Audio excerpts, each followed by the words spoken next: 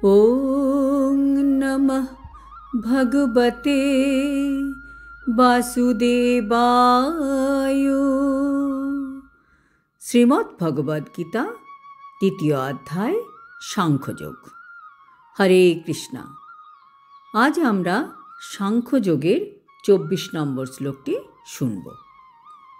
अच्छेद्य अयम् अदाह्य अयम् अक्लेद्य अशस्य एव च नित्यः सर्वगतः स्थाणुर् अचलो अयं सनातनः। অনুবাদ: এই আত্মা অচ্ছেদ্য, অদাহ্য, অক্লেদ্য ও অশস্য। আত্মা চিরস্থায়ী, সর্বব্যাপ্ত, অপরিবর্তনীয়, অচল ও সনাতন। আমরা দেখতে পাচ্ছি আত্মার বিভিন্ন কোয়ালিটি এখানে বলা হয়েছে। শ্লোক নাম্বার 23-এ আমরা যা দেখেছি সেই কথাই বিভিন্ন নাম দিয়ে বলা হয়েছে এখানে। যেমন আত্মাকে অস্ত্রের দ্বারা কাটা যায় না, সেটা হচ্ছে অচ্ছেদ্য। আগুনে পোড়ানো যায় না, অদাহ্য। জলে ভিজানো যায় না, অক্লেদ্য। বায়ুর দ্বারা শুষ্ক করা যায় না, অশস্য। এই যে আমাদের শরীরের মধ্যে স্থিত আত্মা, সে হচ্ছে পরমাণুর মতন ছোট, এবং তা আমাদের পরমাত্মারই পরমাণু সদৃশ অংশ। মানে পরমাত্মারই একটা অংশ হচ্ছে আমাদের আত্মা। সে নিত্যকাল এই একইভাবে পরমাণুর মতন বর্তমান থাকে, কারণ আত্মার কোনো বিনাশ নেই।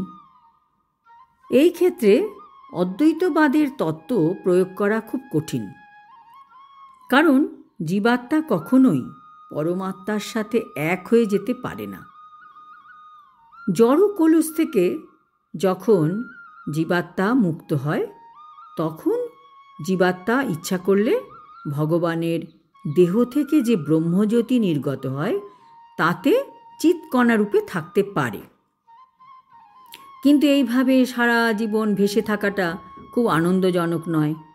তাই বুদ্ধিমান জীবাত্মারা কী করে, তারা ভগবত ধামে প্রবেশ করে ভগবানের সাহচর্য লাভ করার চেষ্টা করে।